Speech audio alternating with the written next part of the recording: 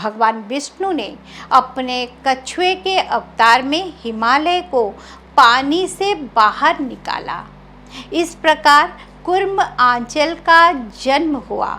भगवान विष्णु ने जब स्वयं को स्थापित किया तो उन्होंने एक पत्थर का रूप धारण किया। इस पत्थर को क्षेत्र के सबसे बड़े देवदार के पेड़ के नीचे रखा गया था।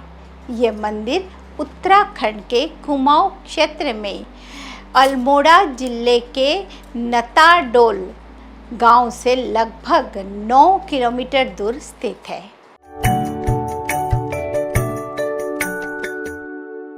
नमस्कार, उदय इंडिया डिजिटल में आपका स्वागत है। मैं हूं उपाली अपराजिता। हमारे खास कार्यक्रम भारतीय चेतना की आज की कड़ी में हम आपको बताएंगे कुमाऊं की सुरम्य पहाड़ियों के बीच स्थित प्राचीन मंदिर भगवान विष्णु को समर्पित के बारे में। स्थानीय लोग इसे प्राचीन विष्णु मंदिर के नाम से पूजते हैं। ये पवित्र स्थल कुमाऊं की लोक कथाओं से गहराई से जुड़ा हुआ है और इसका उल्लेख स्कंद पुराण जैसे प्राचीन हिंदू ग्रंथों में भी मिलता है। मंदिर की समृद्ध पौराणिक विरासत इसके ऐतिहासिक महत्व को और भी आकर्षक बनाती है।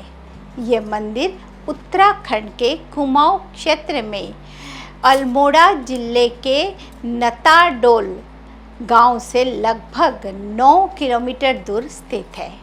यह सैकड़ों साल पुराने देवदार के पेड़ों से घिरा हुआ है। यह मंदिर मुख्य मार्ग से हटकर स्थित है और बहुत कम पर्यटक यहाँ आते हैं। खास बात यह है कि गांव के लोग के मुताबिक यहाँ भगवान विष्णु को जल का देवता भी माना जाता है।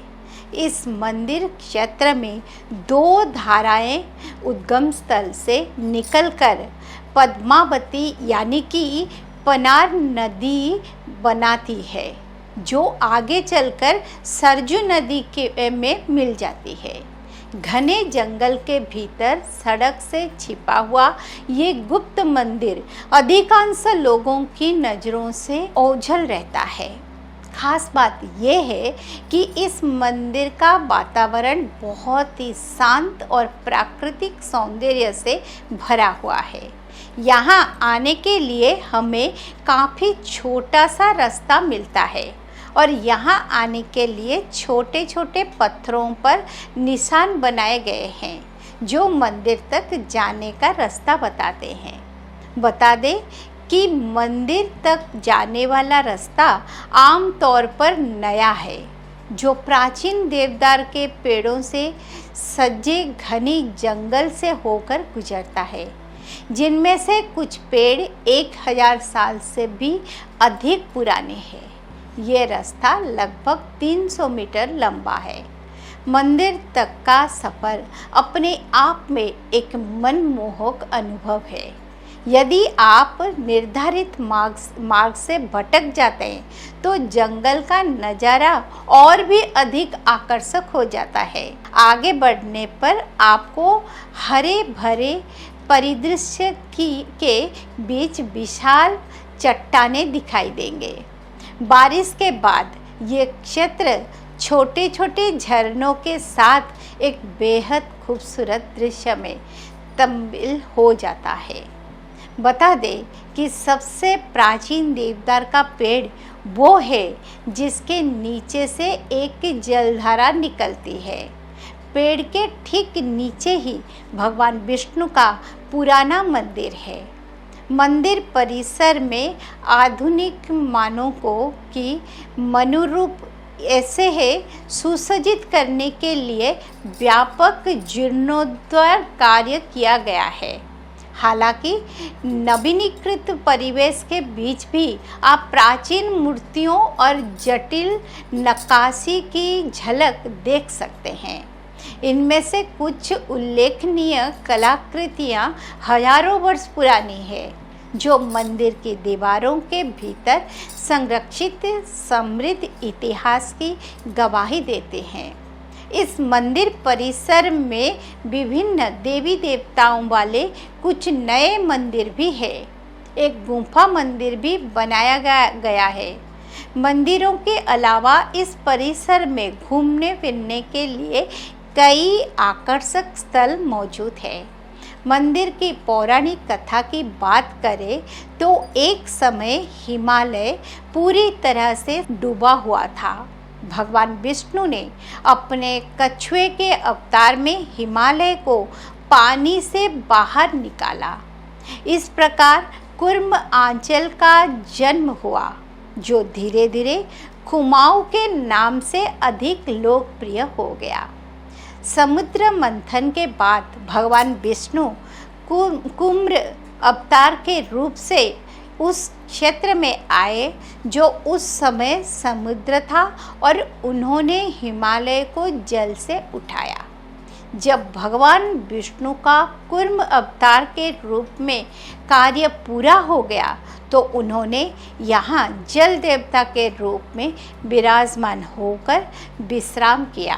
दो जल स्रोत पद्मपन्ना और पद्मावती के रूप में बहने लगे। ऐसा कहा जाता है कि ये भगवान विष्णु के चरणों और हाथों से उत्पन्न हुए थे। उत्पत्ति के तुरंत बाद ये दोनों धाराएं मिलकर पद्मावती या पनार नदी का रूप धारण कर लेते हैं। भगवान विष्णु ने जब स्वयं को स्थापित किया तो उन्होंने एक पत्थर का रूप धारण किया। इस पत्थर को क्षेत्र के सबसे बड़े देवदार के पेड़ के नीचे रखा गया था। तब से ही यहाँ भगवान विष्णु की पूजा स्थानीय लोगों के द्वारा की जाती है। माना जाता है कि प्राचीन काल में इस देवदार के पेड़ से शहद टपकता था। ये शहद पेड़ के नीचे पत्थर के रूप में स्थापित भगवान विष्णु की मूर्ति को अर्पित किया जाता था। एक बार अनजाने में एक राहगीरी ने पेड़ से शहद चाट लिया, जिसके बाद शहद टपकना बंद हो गया। बाद में स्थानीय लोगों ने देवता को दूध चढ़ाना शुरू कर दिया। मंदिर की संरचना का कई बार जीर्णोद्धार किया जा चुका है। 2024 और 2025 में हुए हालिया जीर्णोद्धार के बाद मुख्य मंदिर में, जो कि प्राचीन पत्थरों या पेड़ के ठीक पीछे है, भगवान विष्णु की एक नई प्रतिमा भी स्थापित की गई है। मंदिर तक जाने वाले एक सड़क का निर्माण भी चल रहा है, लेकिन बेहतर अनुभव के लिए हम अभी भी देवदार के जंगल से होकर छोटी पैदल यात्रा करने की सलाह देते हैं। तो दोस्तों, ये थी कहानी उत्तराखंड के कुमाऊं खंड में बसे भगवान विष्णु के इस मंदिर की। हम अपने भारतीय चेतना के खास कार्यक्रम में आगे ऐसे और भी कहानियाँ से आपको रूबरू कराएंगे। ओम नमो भगवते वासुदेवाय।